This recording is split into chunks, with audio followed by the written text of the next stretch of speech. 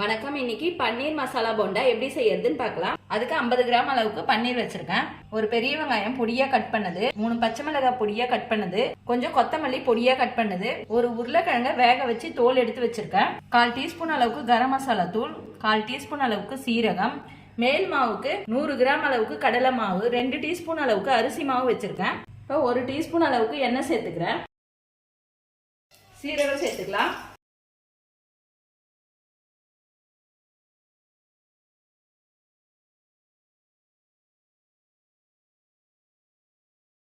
உருளைக்கிழங்கும் பன்னீரும் மசிச்சு சேர்த்துக்கலாம். கரம் மசாலா தூளும் சேர்த்துக்கிறேன். 1/4 டீஸ்பூன் அளவுக்கு சால்ட் சேர்த்துக்கிறேன். விட்டுட்டு கேஸ் ஆஃப் பண்ணிக்கலாம். இது நல்லா ஆறின பிறகு பால் ஷேப்புக்கு ஊற்றிக்கலாம். இப்போ மேல் மாவு ரெடி பண்ணிடலாம். 1/4 டீஸ்பூன் அளவுக்கு சால்ட்டு சேர்த்துக்கிறேன். மஞ்சத்தூள் 1/4 டீஸ்பூன் சேர்த்துக்கிறேன். இதில் கொஞ்சம் கொஞ்சமாக தண்ணி சேர்த்து இட்லி மாவு பதத்துக்கு கலந்து வச்சுக்கலாம். ஆறின பிறகு சின்ன சின்ன பாலை ஊற்றிக்கலாம்.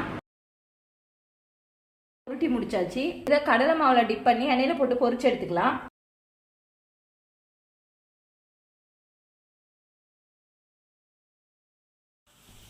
இந்த அளவுக்கு கோல்டன் ப்ரௌனாக வெந்த பிறகு எடுத்துடலாம்.